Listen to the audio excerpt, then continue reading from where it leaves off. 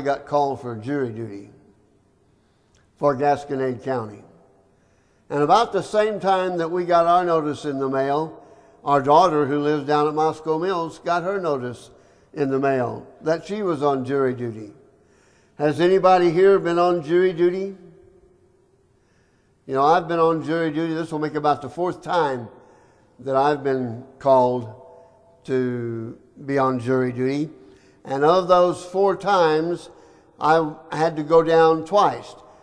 My daughter, she got called already and had to go, and I think she said she spent about almost the whole day before they finally let her go. You know, they bring you in and each side talks to you, and then they decide whether they want you on the jury. Sometimes they have to pick 12, sometimes 24, and then usually a couple alternates.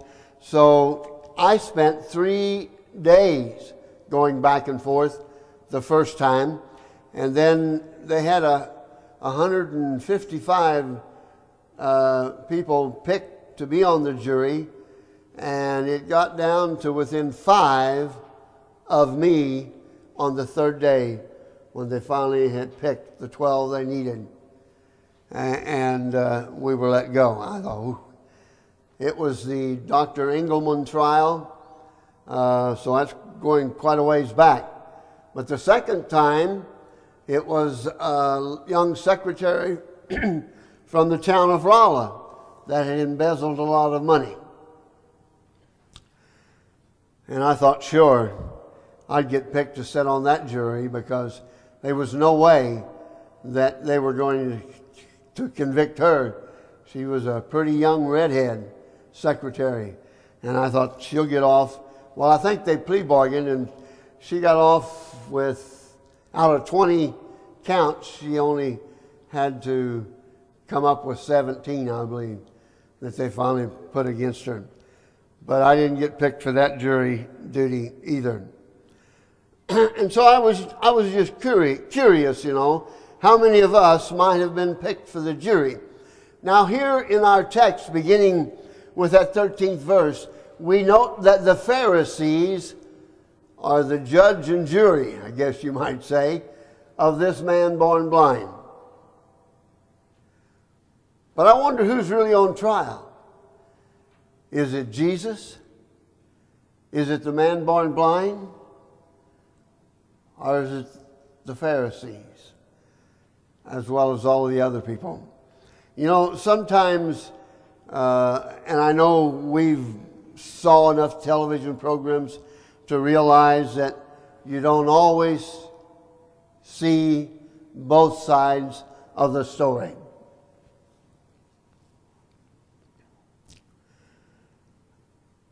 It was the Sabbath that supposedly Jesus took the mud and placed on the blind man's eyes. Now, have you ever got mud in your face? Well, just think about that. Jesus put mud in the eyes of the blind man. Well, he couldn't see, but I would imagine he could feel that mud. You know, and that's kind of what I wanted us to do this morning is feel that mud that Jesus put on the blind man's eyes. It doesn't really say what the emotions or the outcome was of the blind man. You know, that what was the experience, but it says that because it was the Sabbath and the Pharisees were bringing this blind man before them to find out and make sure that it was noted that Jesus was a sinner.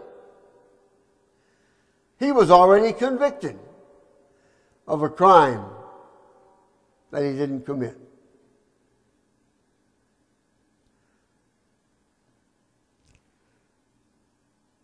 And they said, because it was the Sabbath, and because Jesus made the mud and healed you, then later on down they declared he was a sinner. They already made him out. not to be that. He was guilty.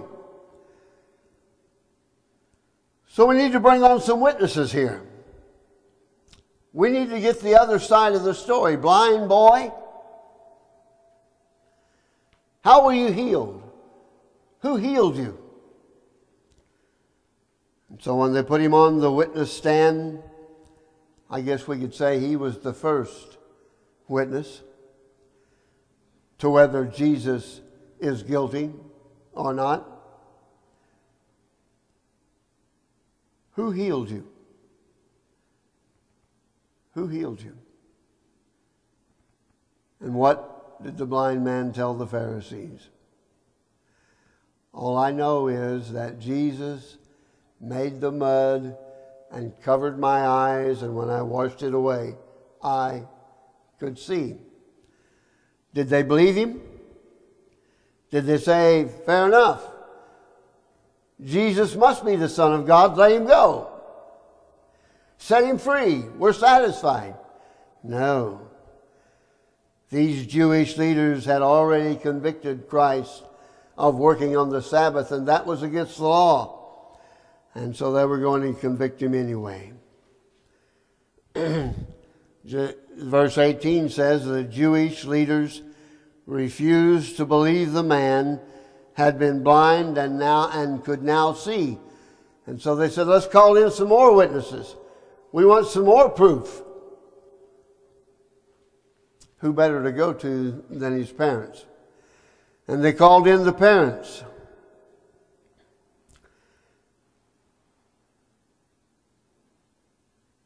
They said to the parents, is this your son?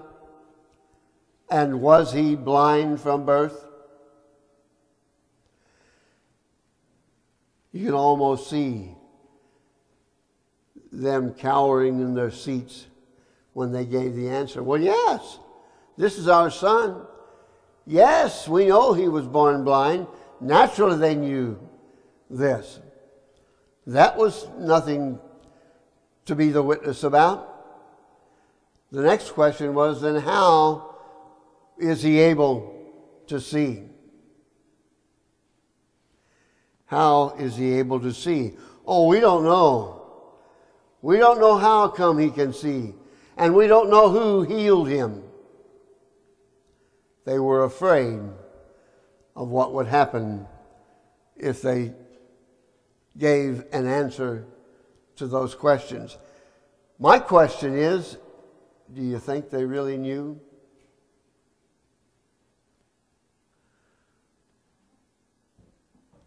Do you think they really knew? If so, what do you think should have been the answer to that last question? Because I think in that little scenario lies the message that we're looking for this morning. I think it's the message that God would have for us to understand. And a message that we need to take to our hearts, because we probably at some point in time are going to be put on the stand and asked the same questions about Jesus that these parents should have given on behalf of their son. I think their son does a good thing.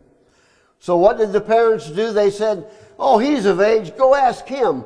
They pushed the blame off on someone else. They weren't ready to shoulder the responsibility because they were afraid of what would happen to them. Is that selfishness on their part?